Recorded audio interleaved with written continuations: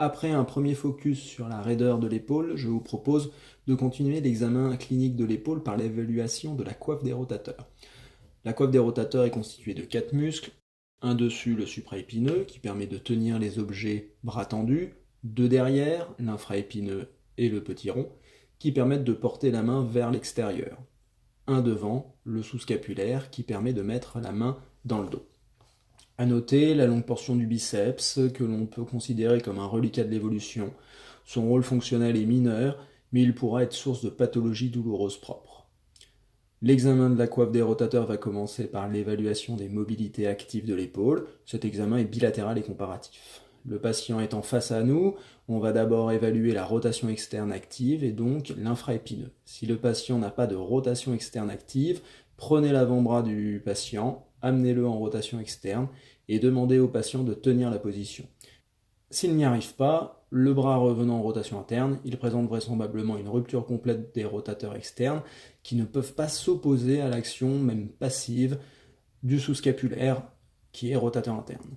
Les patients présentant une telle atteinte des rotateurs externes ne pourront pas mettre la main à la bouche en gardant le coude au corps.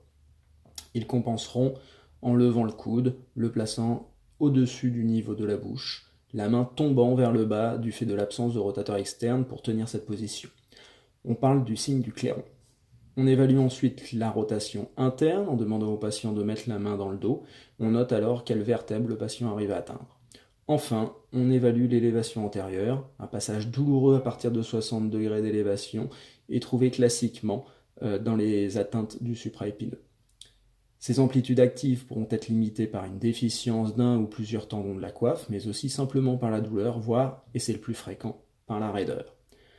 Après un traumatisme, ou lorsque le patient présente une rupture massive de la coiffe des rotateurs, il peut présenter ce qu'on appelle une épaule pseudo-paralytique. C'est-à-dire que lorsque vous demandez au patient de lever le bras, il n'y arrive pas, par contre, on voit une élévation du moignon de l'épaule.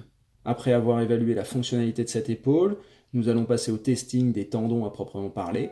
Ritualisez votre examen. Il n'en sera que plus facile et reproductible. J'enfonce encore un peu le clou, la raideur polluera votre examen des tendons.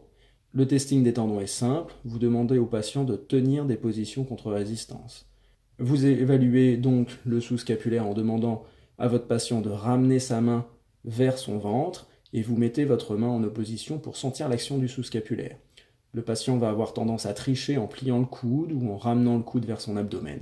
Pour éviter cela, maintenez le coude du patient en avant du plan de son abdomen avec votre autre main. Vous évaluez de la même façon la rotation externe par un mouvement contraint, le patient devant tenir la rotation externe contre votre poussée. Le supraépineux permettant de tenir les objets coude décollé du corps, vous demandez donc au patient de maintenir l'élévation antérieure à 90 degrés, pouce vers le bas. On finit par le testing de la longue portion du biceps, par le même test, mais avec la paume vers le haut. Ce test est peu spécifique, donc je n'y attarderai pas. Quelles infos tirer de ce testing? Si le patient a mal mais arrive à tenir, on s'orientera plutôt vers une tendinopathie non rompue ou vers une lésion limitée de la coiffe. Si le patient ne tient pas les tests, cela peut venir soit de la douleur ressentie lors des différents tests, soit d'une atteinte significative des tendons. Il y a bien évidemment des exceptions, des tests plus pointus, mais ce n'est pas le but de cette vidéo. Nous voyons ici comment faire un examen rapide et fiable pour s'orienter rapidement. En fonction des résultats de ce testing, vous pourrez ensuite orienter et argumenter vos demandes d'examen complémentaires. Nous verrons ça dans un autre focus.